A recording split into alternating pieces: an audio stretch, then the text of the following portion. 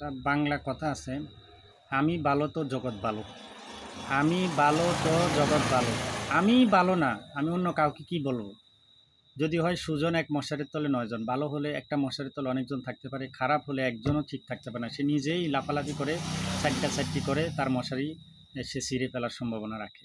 আরেকটা বিষয় হলো, আল্লাহ পাক বলছেন মালাহুল মালা ফালাহুল কুল পালা মালাহুল মাওলা ফালাহুল কুল, তুমি আমার হও আমি তোমার হব। আমরা কি আল্লাহর হতে পেরেছি?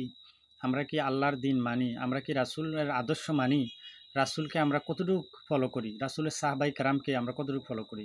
আমাদের মধ্যে অনেকে আছেন যে আহলে বায়াত পাক পাঞ্জাতুল ইমাম হাসান হুসেন রাদিয়াল্লাহু শরীক আলী মাওলা আলী রাদিয়াল্লাহু তাআলা আনহু অর্থাৎ ফাতেমা জাহরা রাদিয়াল্লাহু তাআলা আনহা, এদেরকে আমরা মানি না, এদেরকে আমরা বিশ্বাস করি না। আমরা বলি কিসের পাক পাঞ্জাতন?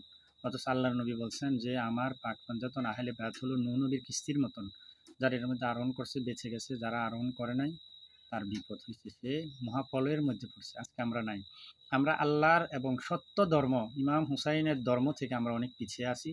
এজন্য আমরা আজকে ক্ষতিগ্রস্ত। এটার জন্য আমরা কাউকে দোষ দিলে হবে না। অনেক সময় দেখবেন সন্তান যখন অপকর্ম করে, খারাপ কাজ করে, তার নিয়ামত মা বাবা তার থেকে আল্লাহ ছিনিয়ে নিয়ে যায়, হারিয়ে ফেলে। তখন হারিয়ে ফেলে তার গার্ডিয়ান, তখন সে কিছুটা বুঝতে পারে।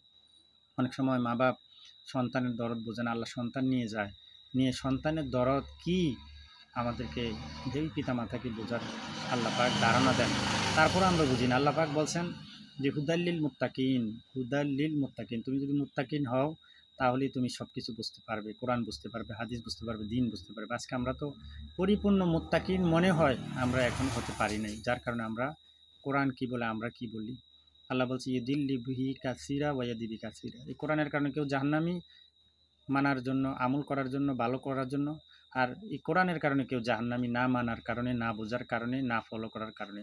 আল্লাহ পাক আমাদেরকে হেদায়েত করুক। কিন্তু আল্লাহ হেদায়েত করবে না যতক্ষণ মানুষ নিজে হেদায়েত চাইবে না, ততক্ষণ আল্লাহ হেদায়েত করবেন না।